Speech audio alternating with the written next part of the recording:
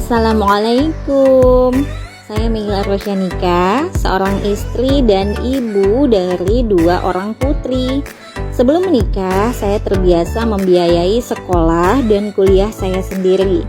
Saya pernah bekerja sebagai buruh cuci, tukang setrika, cleaning service di sebuah mall, penjaga counter handphone, penyiar radio, pengajar kursus, sampai dapat menjadi redaktur di sebuah media lokal harian di kota Jambi.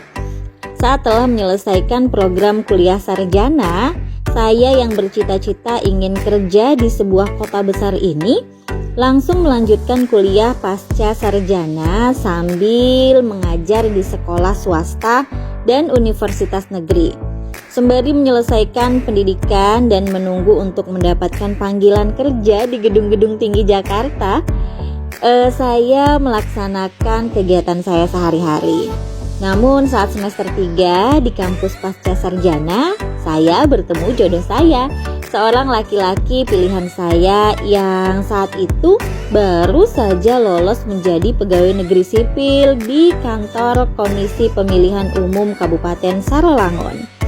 Kabupaten ini berjarak 4 jam dari kota Jambi, yang merupakan tempat tinggal kami sebelumnya.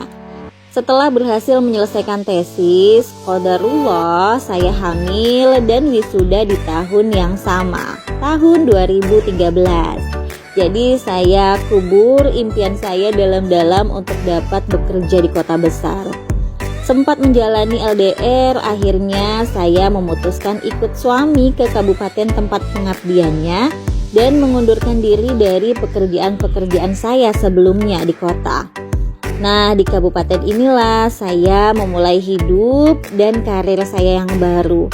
Diawali dengan menyulap ruang tamu kami menjadi sebuah rumah baca gratis karena saya dan suami sama-sama suka buku. Setiap hari Minggu kami mengajar anak-anak di sekitar rumah yang datang, mendongeng serta menularkan virus gemar membaca. Ada juga kegiatan peminjaman buku yang juga gratis. Awalnya buku-buku di rumah baca kami ini kami dapatkan dari beberapa donasi. Namun seiring bertambahnya koleksi buku yang kami beli sendiri, kami akhirnya menutup donasi. Bahkan mulai berdonasi untuk turut membantu rekan-rekan kami yang juga mau memulai membuka rumah baca. Tahun 2015 saya mengikuti jejak suami untuk mengabdi di kabupaten ini. Saya lolos juga CPNS dan mengajar di sebuah SMK negeri. Selain itu, saat ini saya juga mengajar prodi PGSD di Universitas Terbuka Pokjar Sarolangun. Konsentrasi saya di bidang kebahasaan dan literasi. Saya adalah seorang duta bahasa perwakilan Provinsi Jambi tahun 2012 dan juga duta baca favorit Provinsi Jambi 2021. Selama masa pengabdian saya telah melahirkan beberapa karya, diantaranya novel Arasi, novel yang berisi tentang setting Provinsi Jambi. Selain itu, saya juga menghasilkan buku cerita anak berjudul Petualangan Rakia di Perpustakaan Kota. Nah, saat ini saya sedang mengerjakan proyek menulis buku cerita anak dengan bahasa daerah, dengan juga mengangkat kearifan lokal sebuah permainan tradisional tempat saya mengabdi. Insya Allah, buku cerita ini akan berjudul Rania Begawa Dub-Dub Api. Ya, 2 buku cerita anak karya saya mengambil nama tokoh kedua putri saya, Rakia dan Rania. Saya niatkan karya saya ini untuk warisan bagi mereka. Selain karya buku dan karya artikel tulisan lainnya, karya saya yang lain adalah sebuah aplikasi Android yang saya beri nama Jambi Elok. Aplikasi Android ini saya buat tanpa coding dengan mengangkat tema Jambi. Aplikasi ini juga saya buat untuk memaksimalkan pembelajaran dengan kearifan lokal. Pada aplikasi ini memfasilitasi belajar visual, auditori, dan kinestetik Aplikasi Android karya saya ini dibuat sederhana melalui PowerPoint, namun bisa diinstal di handphone Android siswa. Aplikasi ini dapat dioperasikan pada Android peserta didik tanpa paket data.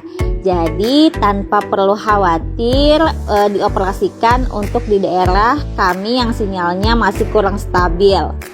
Selain itu, kami dapat belajar melalui aplikasi ini, belajar materi kebahasaan sembari mengenal budaya lokal. Terdapat juga kuis interaktif dalam satu aplikasi.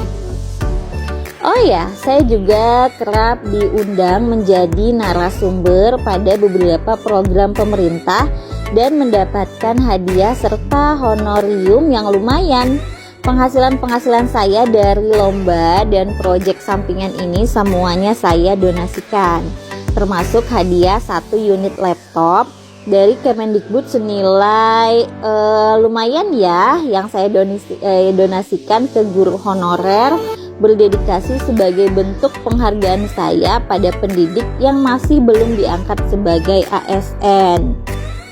Selain itu, saya juga mendonasikan 1 unit handphone Android hadiah lomba untuk anak asuh di sebuah yayasan. Semua royalti buku serta sejumlah uang tunai yang saya dapat dari lomba juga saya donasikan. Bagi saya, hidup akan terus merasa kurang kalau tidak berbagi. Impian saya yang tak berkesudahan ini harus dipangkas. Ingin beli ini, ingin beli itu. Saya rasa tidak harus menunggu kaya untuk berbagi. Prestasi saya yang lainnya diantaranya saya pernah juara 2 Eka Cipta Foundation menulis artikel. Kemudian juara 2 sayembara penulisan cerpen, juara 1 pidato, juara 1 Duta Bahasa Provinsi Jambi 2012, Harapan 3 Duta Bahasa Nasional 2012, finalis penulisan naskah buku Kesharlindung Dikmen Kemendikbud 2018.